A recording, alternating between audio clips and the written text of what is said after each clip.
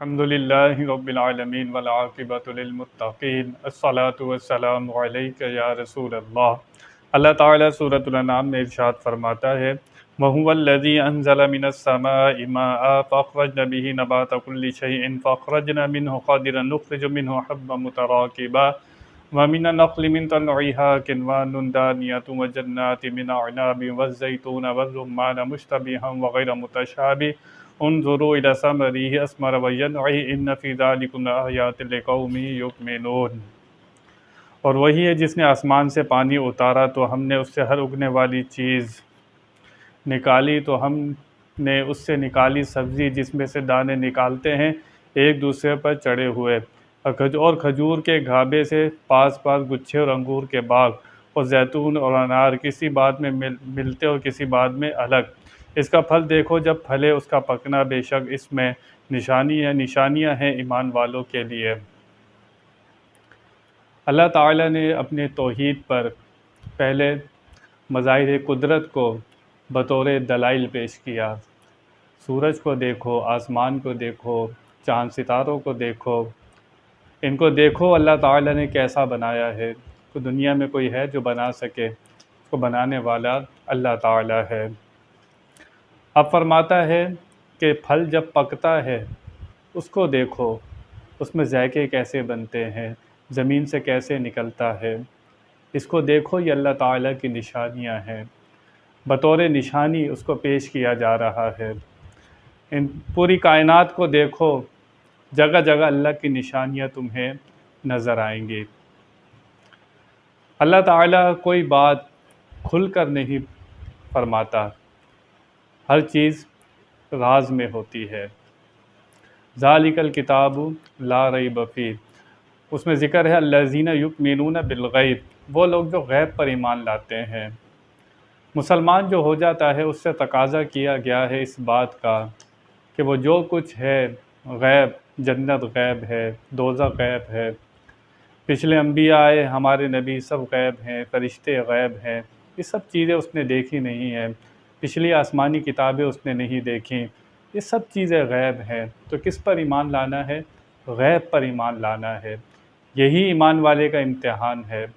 اگر کسی کو جنت دوزخ دکھا دی جائے تو وہ سجدے سے سر نہیں اٹھاتا۔ اللہ تعالیٰ نے یہ چیزیں راز میں رکھیں، پردہ رکھا، ورنہ کوئی قبر کا عذاب دیکھ لیتا تو ساری زندگی گناہ نہیں کرتا، لیکن اسے دکھایا نہیں گیا، بطور امتحان صرف نشانیاں ظاہر کی گئیں، اس کے سامنے رکھی گئیں، نبی بھیجے گئے، رب کا پتہ دیا گیا، اللہ نے اپنی کتاب نازل فرمائی کہ اسے پڑھو، اس کو سمجھو، دیکھو، رب کی معرفت ملے گی۔ تو ایمان ہے بن دیکھے رب کو ماننا، بن دیکھے رب کو ماننا، وہی کامیاب ہوتا ہے جو غیب پر ایمان لاتا ہے۔ حضرت بہلول دانا مٹی کے گھروندے بنا رہے تھے، غالباً ہارون رشید اپنی بیوی کے ساتھ وہاں سے گزر رہے تھے۔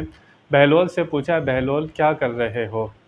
حضرت بہلول مجذوب بزرگ اللہ والے، آپ نے فرمایا کہ جنت میں گھر بیچ رہا ہوں۔ ہارون رشید نے کہا، جنت میں گھر بیچ رہے ہو؟ ہارون رشید کی بیوی نے سوچا نہیں، اس نے کہا مجھے جنت میں گھر لینا ہے۔ کوئی سوال نہیں کیا، کتنے درہم کا ہے؟ کوئی درہم بتائے، اتنے درہم کا ہے، جنت میں گھر دے دیا۔ بادشاہ کو یقین پختہ نہیں تھا، اس نے کہا پتہ نہیں، کھیل رہے ہیں مٹی کے گھروندوں سے، جنت کو ایسے مل جاتی ہے۔ رات کو جا کر سویا، کیا دیکھتا ہے کہ اس کی بیوی جنت میں ٹہل رہی ہے۔ بھاگا آیا صبح کے وقت، دیکھا بہلول دانا پھر مٹی کے گھروندے گھر بنا رہے ہیں۔ بہلول دانا سے کہنے لگا، جنت میں گھر بیچتے ہو؟ حضرت بہلول دانا نے کہا، اپنی بادشاہت چھوڑ دے، جنت میں گھر لے لے۔ ہارون رشید نے کہا کہ کل تو بہت چند درہم کے بدلے تم دے رہے تھے، آج بادشاہت چھوڑنے کا کہہ رہے ہو۔ بہلول دانا نے فرمایا کہ کل تمہاری بیوی نے بغیر دیکھے سودا کیا تھا، آج تم دیکھ کر آئے ہو، آج تم دیکھ کر آئے ہو۔ تو دیکھے کی قیمت کچھ اور ہوگی، بن دیکھے کی قیمت کچھ اور ہوگی۔ تو الذین یؤمنون بالغیب، وہ لوگ جو غیب پر ایمان لاتے ہیں۔